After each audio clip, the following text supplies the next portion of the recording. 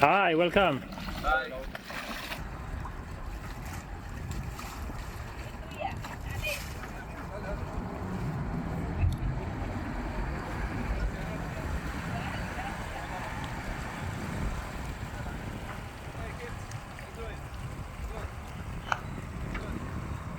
Three of them. Hello, hello.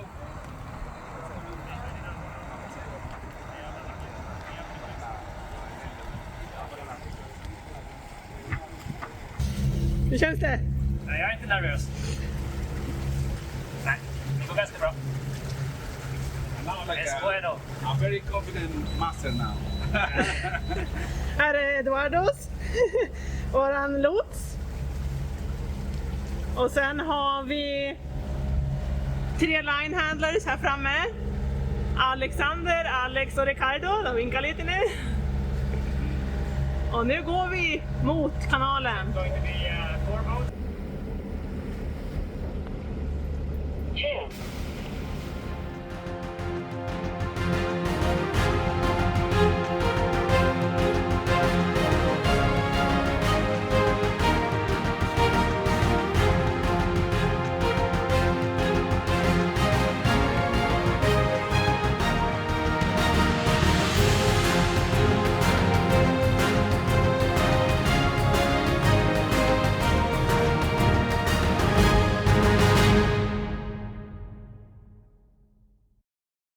Ja, nu är vi igång här och Advisen var hungrig när han kom ombord. Han hade hoppat över lunchen så jag har precis kokat kaffe till honom, gett honom en banan och sen fick han smaka grytan utan grönsaker. Så nu ska jag hacka grönsaker och göra ordning, för planen är att vi kan äta lite middag i sluss nummer 2. Barnen kollar på film här i förpiken så jag försökte aktivera dem, för Niklas han är ju fast vid ratten och jag är sån här springare, fixa vatten, fixa kaffe, fixa mat, var är toaletten? Så att vi har fullt upp, men nu ska jag fixa lite grönsaker.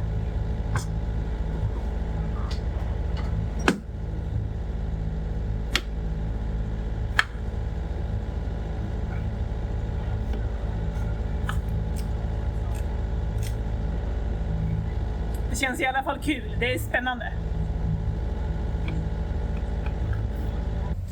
Vi fick precis reda på att vi kommer vara mittenbåten. Så vi kommer ha 2 monohulls, alltså enskrovsbåtar på sidan om oss. Och sen har vi ett stort fraktskepp framför oss. Då ska vi ta oss igenom slussarna. Det är så vi tar oss igenom. Vi smiter efter dem som inte riktigt fyller ut kanalen i sig. Eller fyller ut slussen snarare. Och Advisen berättade för oss här att papperna var ifyllda för oss, att vi hade en maxfart på 5 knop. Det är ingenting vi har fyllt i, för vi visade ganska snabbt här att vi kunde göra 7 knop. Men det som är viktig information där betyder att klarar man inte 7 knop, då kan man inte göra det på en hel dag. För man måste ta sig igenom sjön med ganska bra hastighet. Så att det betyder att vi fick den här 2 dagars tiden, vilket vi faktiskt egentligen ville, eller hur? Ja. Så att han har väl gjort det här smart till oss, antar jag, agenten. Han har tänkt på att vi har 3 barn och att det ska bli en smidig och härlig färd för oss, vilket jag hoppas att det blir. Det ser bra ut. Vi har anlitat 3 line handlers då, och de kostar $120 styck. Advisen som kom ombord här, han ingår i kanalpaketet så att säga.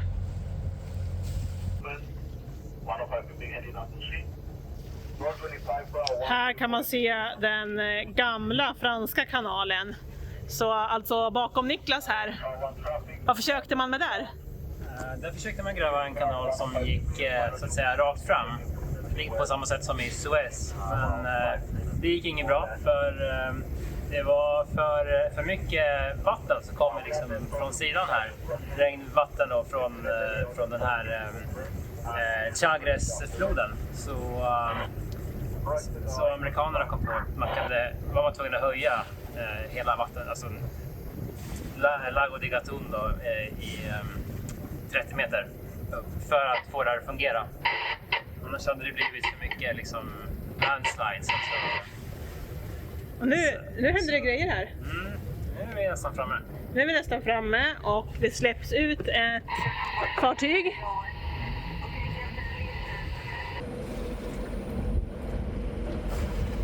Ja, det känns kul det här. So far so good. Ja. Lite båtar som kommer och går. Ja.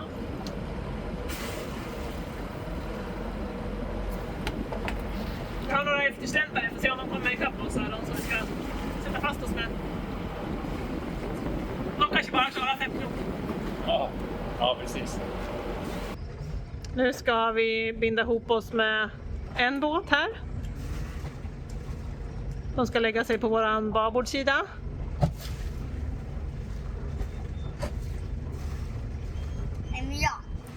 Ja, och det känns faktiskt ganska skönt att ha mycket hjälp ombord, för rätt vad det är så är någon unge som är hungrig. Det var Erik som var hungrig, får jag man assistera. Smakar det gott? Indisk gryta. Más abierto, más abierto. Kommer de här? Esa defensa están bastante arriba, esa defensa está bastante arriba. Ábrelo bastante. Hey, la gente, ¿qué dice? Ese spring, mándamelo sin mojo. Dale, abre la película.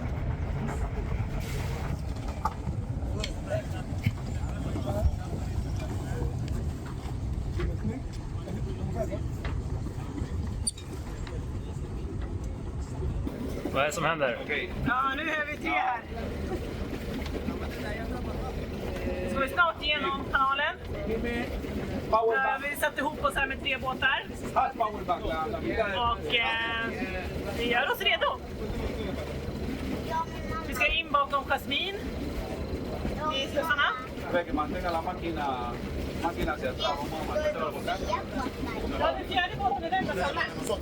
Jasmin är 4:e Ja, det var så de menade. 4 båtar i slussen. Okej, engine back.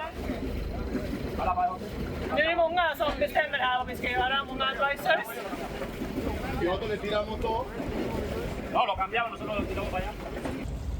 Ja, nu är vi på väg in här. Alla 3 båtarna i rad. Vi ska in bakom där, Jasmin här, båten. Och vi har fått linor på ena sidan och väntar här på att de ska kasta här på andra sidan. Och sen så är det dags för första slussen. Hur känns det här då? Bra. Spännande. Ja. Nu när vi står i Panamakanalen. Vi har ju åkt under bron. Vi har åkt under bron och nu ska vi in hit. Nu får ni kolla när de kastar linor här på styrbordssida. Nu gör de sig redo här för att snart kasta kastlinorna. Se om de lyckas ta emot på första kastet här. Vad tror ni? Säkert. Hur tror ni vi får den på oss? Nej. Nu kommer den. Åh, hej! Oj! Nej, det missade. Får prova en gång till. Nej, missa igen! Den kom innanför. Snyggt! Då ska de ha en till. Och bang! Den slog i masten. Ja, jag sa ju att du hade hårda bollar. Eller det är så jag sa du. Hårda bollar, ja, de vill man inte på sig. Och nu hörni, nu är vi på väg in bakom Jasmin.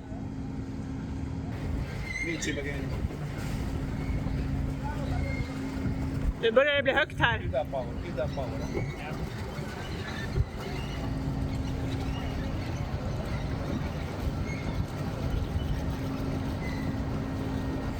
Och nu byter de här kastlinorna mot de riktigt tjocka linorna som vi ska använda.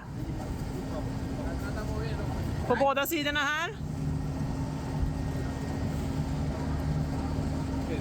Och även på den sidan. Mamma, nu kommer vattnet full. Ja, nu åker vi uppåt. Ser alla virvlar här? Det är ordentligt.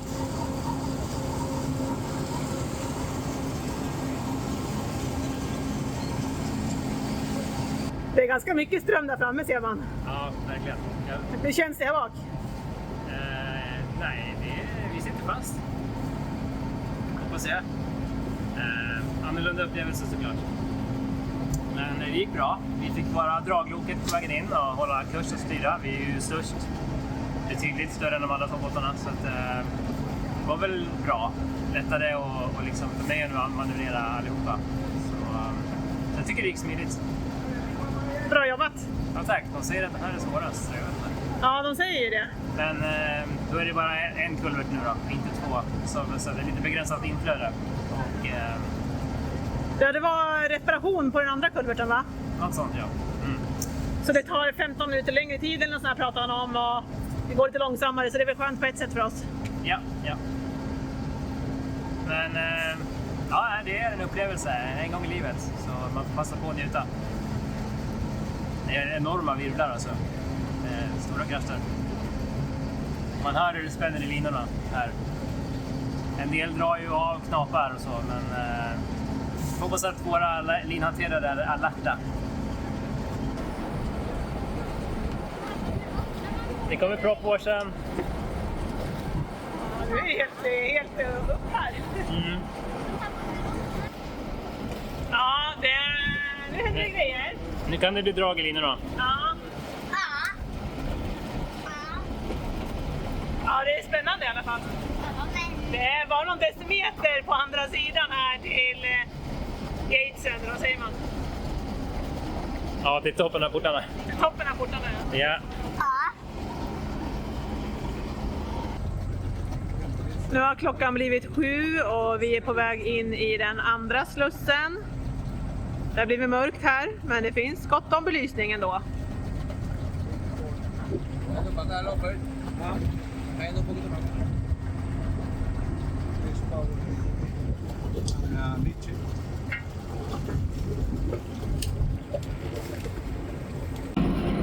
Är det tröttsamt att slussa? Ja, det låter väldigt mycket. Ja, vi kör motorn hela tiden. Är det roligare att segla? Nej, för då gungar det hela tiden. Bara bing! Det är inte lätt. Full fart i kanalen, nästa skepp på väg in. Har vi avklarat 3 slussar. Och nu ska vi lossa oss här. Från de andra båtarna. Gunga lite.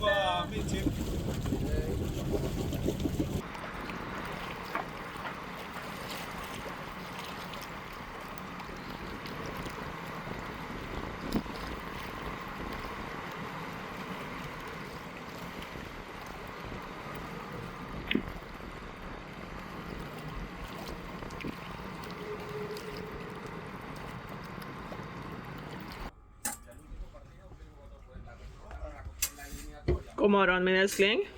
God morgon. Har du sovit då här i sjön? Det är inte så bra faktiskt. Det var ganska ryckigt, va? Ja, vi har legat och ryckt mot bojen. Mycket sjögångar när fartygen går förbi. Så nej, det var inte helt idealt kanske. Så när vi legat på tvären mot vinden så att får inte in någon luft i båten. Det har rätt stor effekt. Så jag hoppas det var bättre, men vi fick sova någonting i alla fall. Det är man ju tacksam för. Nu är det ju 5-6 timmar med motorgång i värsta fall. Bort till Panama City, slussarna och sen så var det ju ett par timmar i slussen också. Så att, det frestar på. Det är lite tufft.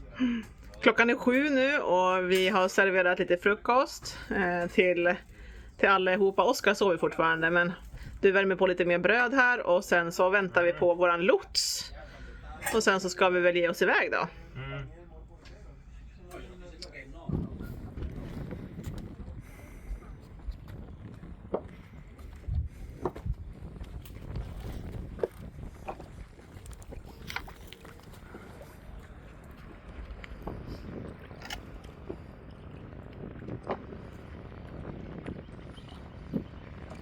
Around 1:30, more or less. Okay. And we should be clearing the canal on the second set of locks around 3:34. That's the plan for today. Okay. And we want to stick to Ja, det that. är tråkigt med mig. So what's your cruising speed? Our cruising speed is usually 6 knots. 6 knots? But if we're going with them, I think they're might be slower. Well, They were yesterday. this is different. Okay. So we're gonna be But they have a head start, I see. What's the horsepower? They have a 110 horsepower. 110. And what's the weight? 15 tons. 15 tons. All right. Okay, so let's get started. Okay. You can turn on the Yeah, engine.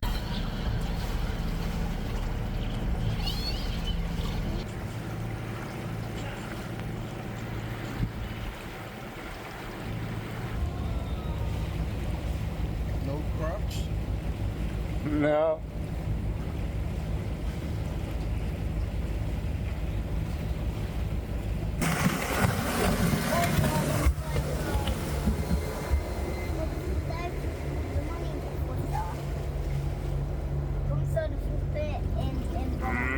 Okej, då. Turister här som har förmodligen varit och kollat på Monkey Island som ligger här. Det finns det både apor och krokodiler. Vi har vi 10 sjömil kvar nu kanske till slussarna på Stilla havssidan i Panama City. Och snart så kommer vi till en trång passage. Så vi saktar in lite här för att inte möta alla stora fartyg där. Och vi ska gå i slussen den här gången med ett stort fartyg med massa bilar, en biltransportfärja.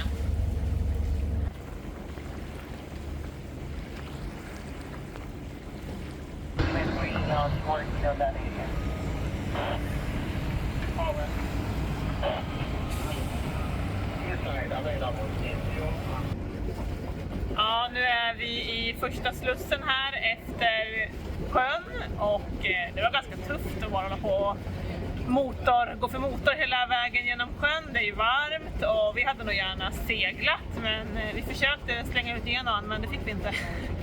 Det var totalförbjudet. Fick vi lite historielektion också med våra nya advisor som vi har, våra nya lots då, som det heter på svenska.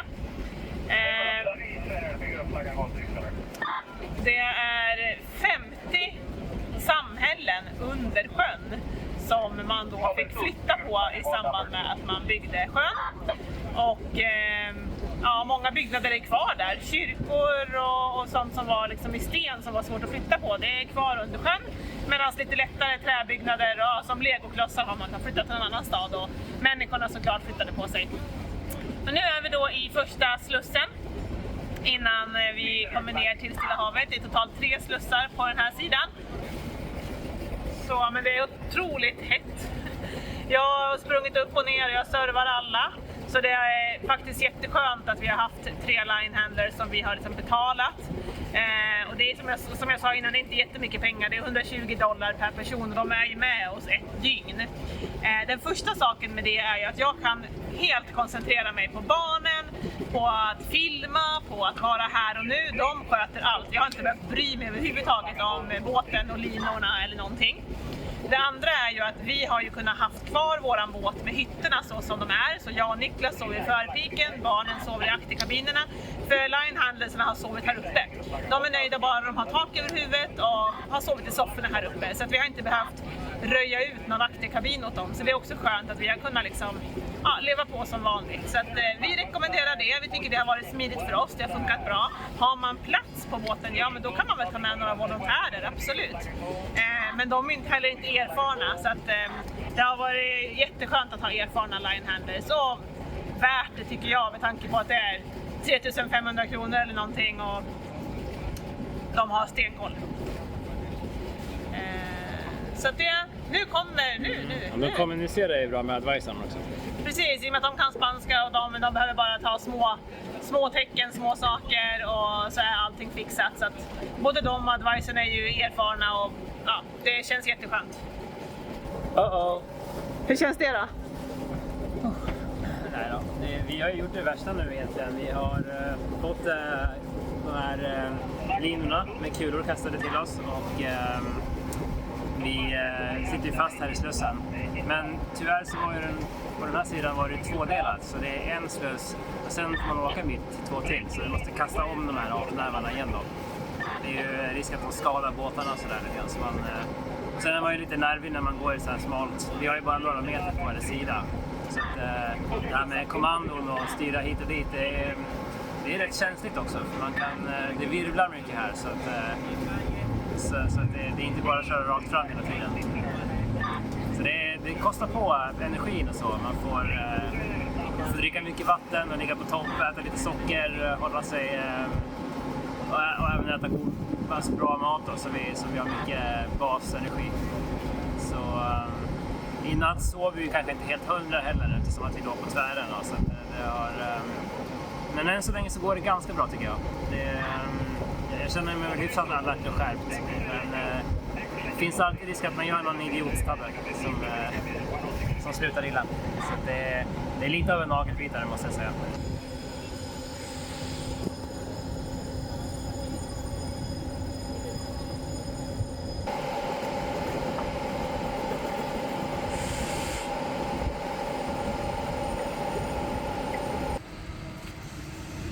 Här har vi turisterna som kollar på när den norska båten Bess från Bergen, Wallenius Wilhelmsen, slussar. Eller så kollar de på oss, vad vet jag. Vi närmar oss här de 2 sista slussarna. Och här nedanför så ser vi Stilla havet.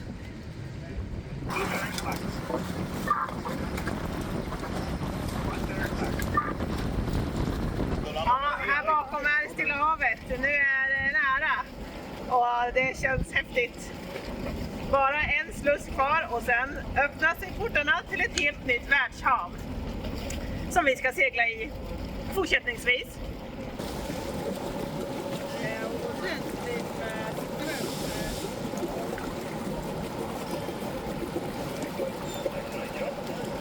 Stilla havet! Woohoo!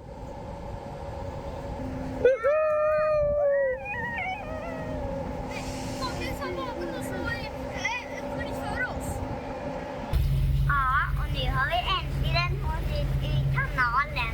Vad är det här för hav då? Stilla havet. Där det är iskallt vatten. Tror du? Ja, kanske.